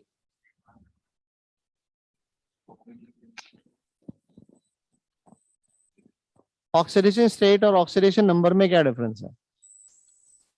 ऑक्सीडेशन स्टेट एक पर्टिकुलर एटम के लिए डिफाइंड है, ऑक्सीडेशन नंबर उस तरह के एटम उस मॉलिक्यूल में कितने उसके लिए डिफाइंड है। जैसे फॉर एग्जांपल मैं कहूं कि मेरे पास एक कंपाउंड है N2H4, राइट। अब N2H4 में ऑक्सीडेशन स्टेट डिफाइन करने के लिए मुझे ये कहना पड़ेगा कि 2 N है और 4 H है, ज्यादा इलेक्ट्रॉन कौन है? हाइड्रोजन। तो H के लिए ऑक्सीडेशन स्टेट क्या होगी? पॉजिटिव होगी, और N के लिए क्या होगी? माइनस होगी। ये तो पता लग रहा है। H की ऑक्सीजन स्टेट एक ही हो सकती है, मतलब 2 हो सकती है वैसे तो, लेकिन जनरली एक होती है, कौन सी? +1 वाली, ठीक है। तो H की ऑक्सीजन स्टेट इज 1, +1, और अगर H की प्लस में तो 4H की कितनी हुई? 4+, तो 2N की कितनी होनी चाहिए? क्योंकि नेट चार्ज तो 0 है, -4, एक N का फिर कितना होगा? -2। सिंपल है ना, इसमें तो कोई ज्यादा कॉस्मिक साइंस नहीं लगा दी हमने, right. N is -2, so oxidation state of nitrogen in N2H4, which is called hydrazine, which is used as a fuel in the case of rockets. Rocket में फ्यूल की तरह इस्तेमाल होता है लिक्विड हाइड्रोजन, और वो जो कंपाउंड है उसमें नाइट्रोजन जो है उसकी ऑक्सीडेशन स्टेट क्या है? -2 है। अब एक नाइट्रोजन की ऑक्सीजन स्टेट जो डिफाइन है वो तो -2 है ना, 2 नाइट्रोजन की जो वो ऑक्सीडेशन नंबर है उसका, 2 नाइट्रोजन की कितनी है? -4। सो what is the oxidation number of nitrogen in N2H4? -4। Oxidation state is -2. That is the difference. I hope I made the point clear. अब इसके बाद सबसे इंपॉर्टेंट की स्ट्रक्चर आपको नहीं देगा स्ट्रक्चर नहीं मालूम है आपको, सिर्फ एम्पेरिकल रूल्स की मदद से ऑक्सीडेशन नंबर निकालना है, ऑक्सीडेशन स्टेट निकालनी है। पहला रूल मैंने क्या बताया? मोनोएटॉमिक आयन के लिए जो चार्ज है वो इसका ऑक्सीडेशन नंबर है, प्लस है तो प्लस, माइनस है तो माइनस, राइट। नंबर 2 क्या बताया? अगर कोई भी स्पीशीज होगी, चार्ज होगी, अनचार्ज होगी, तो उनके sum of oxidation number will be equal to the net charge on the species, right. तीसरा क्या बोला? ज्यादा इलेक्ट्रॉनेट वाले का -1, कम इलेक्ट्रॉनेट वाले का +1, ठीक है। ऑक्सीडेशन नंबर, ऑक्सीजन स्टेट का डिफरेंस बता दिया, करेक्ट। अब इसके बाद कुछ कॉमन एलिमेंट्स होंगे जिनकी ऑक्सीजन स्टेट हमें मालूम होनी चाहिए। हाइड्रोजन की ऑक्सीजन स्टेट जो है वो हम बेसिकली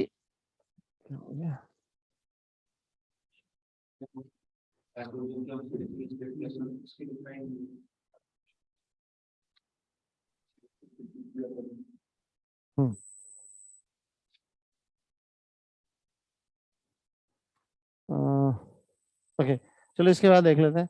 तो एल्कली मेटल की तो आ गई +1, अल्काइल मेटल की क्या होगी +2। अब मैंने जो रूल बताया उससे कवर हो रही। ओके अब बताओ in general oxidation number of halogen in their compounds is. अब ये बात पूरी तरह से ट्रू नहीं है, पूरी तरह से ट्रू नहीं है, ठीक है। -1 कब है जरा समझना कि अगर मैं कहूं मेरे पास HCl है तो Cl के साथ जो H है वो कैसा है, वो +1 है, इसलिए -1 है, करेक्ट। NaCl में क्या है, Na है और Cl है, Na का क्या है +1 क्योंकि एल्कली मेटल था, तो इसका क्या होना चाहिए Cl का -1। AlCl3 में Al +3 है तो Cl क्या होंगे, 3 Cl इज -3, 1 Cl इज -1। तो यहां तक तो ठीक है कि Cl का ऑक्सीजन स्टेट -1 तभी होगा जब वो किसी और एलिमेंट के साथ हो जो एलिमेंट उससे क्या है, कम इलेक्ट्रोनेगेटिव है। अब मैं कहता हूं Cl और ऑक्सीजन में ज्यादा इलेक्ट्रोनेगेटिव कौन है, ऑक्सीजन। मान लेते हैं कंपाउंड है ClO3-, ClO3-, क्लोरेट आयन बोलते हैं इसको। क्लोरेट आयन में Cl क्या -1 हो सकता है, नहीं हो सकता। तो ये लॉजिक है, मतलब ये बेसिकली कॉमन सेंस है, ये कॉमन सेंस भी लगाना है साथ में, ठीक है, समझ आ रही बात। अब H का ऑक्सीडेशन स्टेट जैसे मैंने अब आपको बताया कि कॉमनली H का ऑक्सीडेशन स्टेट क्या है, +1 है मोस्ट कॉमन, और -1 भी होता है कभी कभी, लेकिन कब होता है जरा समझो। अगर मैं H2O लूंगा या बेसिकली NH3 लूंगा तो मुझे बताओ H के साथ जो एलिमेंट है वो ज्यादा इलेक्ट्रॉन इससे या कम है, तो ये पक्का +1 होगा। H के साथ जो N एलिमेंट है वो ज्यादा इलेक्ट्रॉन है या कम है, तो इसका +1 होगा पक्का, ठीक है।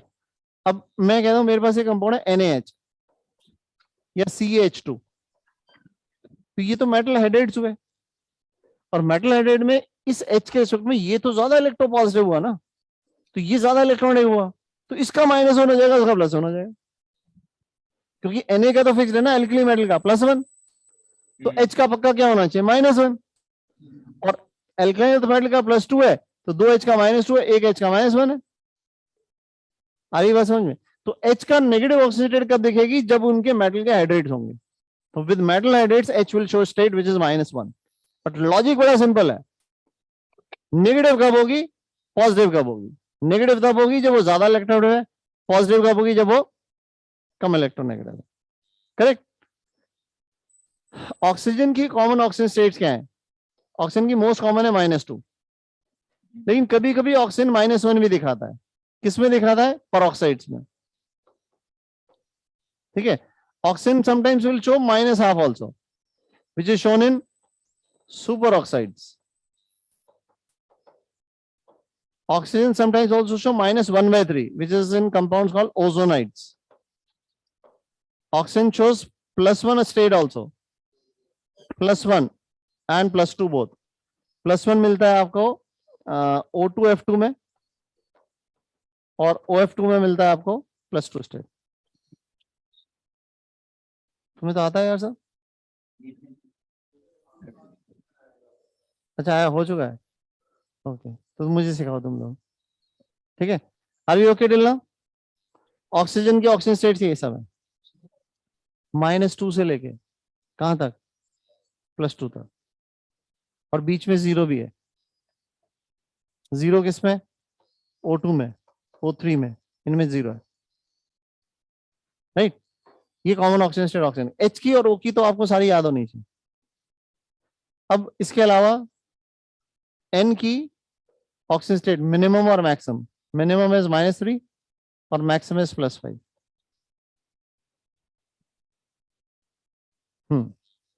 कार्बन की मिनिमम इज -4, मैक्सिमम इज +4।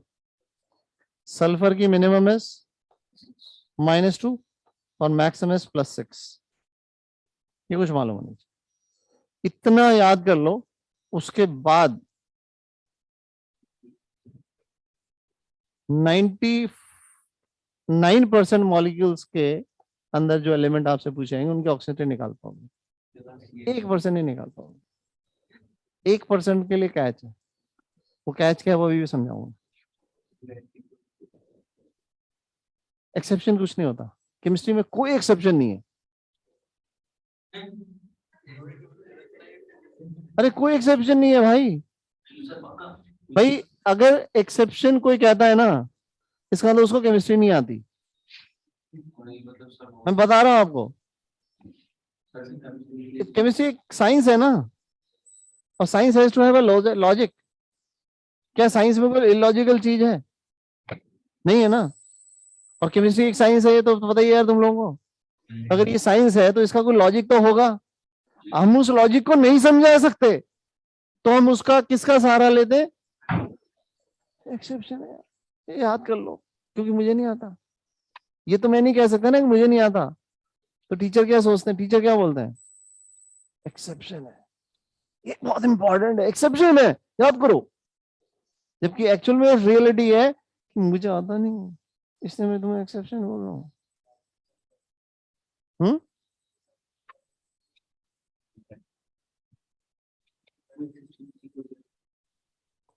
अब तो ग्रेविटेशनल वेव्स सब एक्सप्लेन है।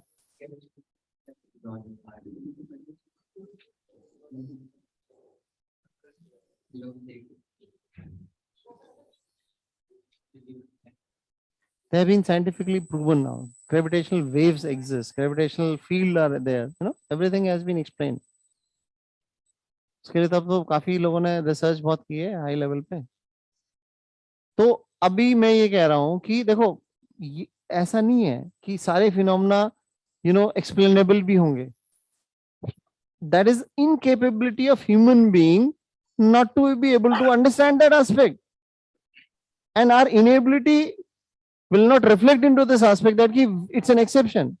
मैं नहीं समझा पा रहा तो मेरी कमी है ना, साइंटिस्टों की कमी है, मेरी कमी है, हमारी ह्यूमन बीइंग्स की कमी है।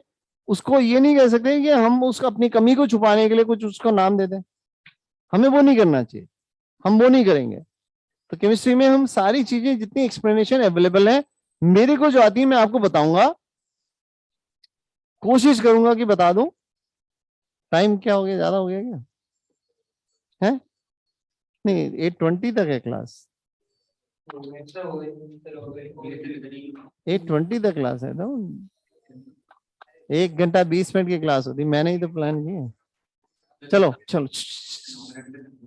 Okay, are we okay till now? फटाफट बताओ, सल्फर की मिनिमम ऑक्सीजन स्टेट क्या है? मैक्सिमम क्या है? नाइट्रोजन की मिनिमम क्या है? मैक्सिमम क्या है? कार्बन की क्या है? मिनिमम -4। मैक्सिमम क्या है? +4। एल्कली मेटल की ऑक्सीजन स्टेट क्या होती है? एल्काइन अर्थ मेटल की क्या होती है? एल्यूमिनियम की क्या है? ऑक्सीजन की -1 हो सकती है, किस में होती है? -2 किस में होती है? नॉर्मल ऑक्साइड्स में। -1/2 -1/3 किस में होती है? ओजोनाइट्स में। -1/2 कहाँ होती है? +1 कहाँ होती है? Compound O2F2। और +2 किस में होती है? F2 में। ठीक है, अब फटाफट यहाँ पे, नहीं ये तो क्या लिखना है, ये तुम्हें मिल जाएगा, डोंट वरी इसको। तो ये लो, फटाफट देखो, क्लोरीन ब्रोमीन आयोडीन -1। लेकिन कब है? कंडीशन बताइए, जब हेलोजन के साथ वाला एलिमेंट इलेक्ट्रो पॉजिटिव हो, तब ये नेगेटिव होगा। इलेक्ट्रो पॉजिटिव के साथ ही तो ये नेगेटिव बनेगा। Sum of the oxidation state number of all the elements in an ion is equal to charge on that ion, right? This is sulfate का नेट चार्ज क्या? -2। साइनाइड का net charge है -1। OH- का -1। Carbonate का 2-। Al का तो वही है, मोनो एटॉमिक है। ये पॉली एटॉमिक आयन है, इसका +1। और फॉस्फेट का -3। एल्काइल ग्रुप का जनरली हम क्या लेते हैं? +1 लेते हैं। ठीक है। Oxidation number of neutral molecules will be equal to 0. So this is sum of oxidation number. जैसे ये है वैसे ही है। तो H2 है, NH3 है, CO है, CH4, CH3, CH2, सबके लिए 0 है। Sum of oxidation numbers, right? And the oxidation number of oxygen compounds. Oxides में common normal oxides में क्या होता है? -2। तो कार्बन का ऑक्साइड ले लो, H का ले लो, N का ले लो, P का, कोई भी ले लो। जैसे मैं इसमें अगर कंपाउंड लूं, सल्फर का ऑक्साइड है SO3, फॉस्फोरस का ऑक्साइड है लेट्स से P4O10, नाइट्रोजन का ऑक्साइड है लेट्स से N2O5, और I take any other, NO2 ले लो या N2O ले लो, किसी भी ऑक्साइड में लोगे, सब में ऑक्सीजन की स्टेट क्या है, -2 है, इनमें -2 है, इसमें -2 है। H का ऑक्सीडेशन, H के साथ कंपाउंड ले H2O, कार्बन के साथ कंपाउंड ले लेट्स से CO2 और CO, ठीक है। अब जब ये सारे के सारे ऑक्साइड्स हैं तो एक एलिमेंट का ऑक्सीजन स्टेट आ गया तो दूसरे एलिमेंट का ऑक्सीजन स्टेट हम निकाल पाते हैं। अब देखो इस पूरे एम्पेरिकल रूल में जो प्रिटेक्स्ट है वो ये है कि हम ये मान रहे हैं कि कुछ एलिमेंट की हमने ऑक्सीजन स्टेट पहले से ही बता दी क्या है, जिनको हम मानते हैं सर्टेन ऑक्सीडेशन स्टेट्स हैं, और जिनकी हमें नहीं पता होती, जिनकी हम वेरिएबल ऑक्सीजन उनकी हम निकालते हैं। तो एक कंपाउंड में काफी सारे एलिमेंट्स हैं, कुछ उसमें सर्टेन ऑक्सीजन स्टेट वाले हैं, कुछ अनसर्टेन वाले हैं। तो हम सर्टेन ऑक्सीडेशन, जिनकी ऑक्सीजन स्टेट हमें मालूम है, सर्टेन है, उनकी मदद से उसका ऑक्सीजन स्टेट निकालते हैं जो अनसर्टेन है। ये पूरा इस एम्पेरिकल रूल का प्रिटेक्स ही है, using the oxidation state of all those elements which are certain, we figure out or we determine the oxidation state of those elements which are little uncertain. ठीक है। अब जैसे ये कंपाउंड लेते हैं P4O10, simple सोचो, इसमें से P और O में से किसका मालूम है आपको? सर्टेनली किसका मालूम है? O का मालूम है। O का -2 है, ठीक है। सर्टेनली कौन सा वाला है? बहुत सारे थे, उसमें से जनरली हम क्या लेंगे, ऑक्साइड लेंगे, नॉर्मल ऑक्साइड विच -2। तो 10 ऑक्सीजन का कितना हुआ? -20। तो 4P का कितना होना चाहिए? +20। 4P का +20, क्योंकि net charge has to be 0। तो 4P का अगर +20 है तो 1P का कितना होगा? तो oxidation state of phosphorus in P4O10 is +5। Simple, कुछ रॉकेट साइंस नहीं लगाई। ओके, CO में देखते हैं, ऑक्सीजन -2 तो कार्बन +2, CO में कार्बन इज +2, CO2 में each oxygen is -2, so 2 oxygen means -4, so what is carbon? So CO2 में कार्बन इज +4, correct. SO3 में oxygen is -2, so 3 oxygen will be -6, so what is sulfur? +6, clear. तो जो certain है उससे uncertain वाले का निकाल रहे हैं। ऑक्सीजन के बाकी रेयरली प्रेजेंट में पेरोक्साइड्स में क्या था? -1, और सुपर ऑक्साइड्स में क्या था? -2, -1/2, राइट। नॉर्मल ऑक्साइड्स में -2, बाकी it is -1 in the case of peroxide, और सुपर ऑक्साइड के केस में -1/2। अब पेरोक्साइड्स में जो ये बॉन्ड है बना गलत रखा है, क्योंकि ये आयनिक बॉन्ड होता है, यहाँ पे ये वाला आयनिक है। तो जो पेरोक्साइड आयन होता है उसको हम ऐसे लिखते हैं, OO सिंगल बॉन्ड है और दोनों ऑक्सीजन पे -1 चार्ज है। या तो इसको ऐसे लिख लो या ऐसे लिखो कि 2 O है और 2 ऑक्सीजन पे नेट चार्ज क्या है? 2 माइनस, ठीक है। तो we write it as O2 2- और we write OO single bond, अगर पूरा बॉन्ड दिखाना है दोनों ऑक्सीजन पे -1। लेकिन अब मैं अगर Na2O2 का स्ट्रक्चर बनाता तो मैं कहता ये Na+ है, ये Na+ है, और इन दोनों के बीच में इलेक्ट्रोस्टैटिक अट्रैक्शन है, so you can't show it with a bond ना, ये लाइन नहीं दिखानी चाहिए, वो गलत पड़ा, राइट। क्लियर है यहाँ तक? ओके, सुपर ऑक्साइड का क्या था? 2 ऑक्सीजन का, बिकॉज K का अगर +1 है मान लो, तो 2 O का -1 होगा, 1 O का क्या होगा? -1/2, करेक्ट। अब ये स्ट्रक्चर हमने दिखा दिया किसका? सुपर ऑक्साइड का। अब सुपर ऑक्साइड में इसका -1/2, इसका -1/2, और ये K+ है, और ये जो डॉटेड लाइन है वो बेसिकली इलेक्ट्रोस्टैटिक अट्रैक्शन को रिप्रेजेंट कर रहा है। ये कोई मतलब कोई बॉन्ड नहीं है, कोई हाइड्रोजन बॉन्ड टाइप की डॉटेड वाला हाइड्रोजन बॉन्ड हो जाता है, right. Are we okay till now? Okay, oxygen difluoride में OF2 में ऑक्सीजन का oxygen state is +2, but oxygen का ऑक्सीजन स्टेट +1 भी हो सकता है O2F2 में। अब ये स्ट्रक्चर देखो, OF2 का स्ट्रक्चर ही है और O2F2 का स्ट्रक्चर ही है, ठीक है। तो अब आप इस बॉन्ड को तोड़ोगे तो ज्यादा इलेक्ट्रॉन कौन है इन दोनों में? तो फ्लोरीन पे चार्ज क्या आएगा? -1, इस पे क्या आएगा? +1, इस पे क्या आएगा? -1, इस पे क्या आएगा? +1। तो O पे क्या चार्ज हुआ? लॉजिकल है। इसमें क्या चार्ज है? -1, ये +1, this bond -1 +1। Can you break this bond? You can't. So each oxygen is what? +1। So in O2F2 oxidation state of oxygen is what? +1. In OF2 oxygen state is +2. Correct है यहाँ तक? चलो बाकी नेक्स्ट क्लास में जाएंगे। क्या? कौन सा? दोनों दो एटम सेम इलेक्ट्रॉनिक, उसको कैसे तोड़ेगा? चलो ओके, गुड नाइट बेटा। ऑनलाइन वालों को सबको good night, Thank you, Shubh sir. रात्रि। Next thank you sir. Thank you sir. पूछना पड़ेगा कल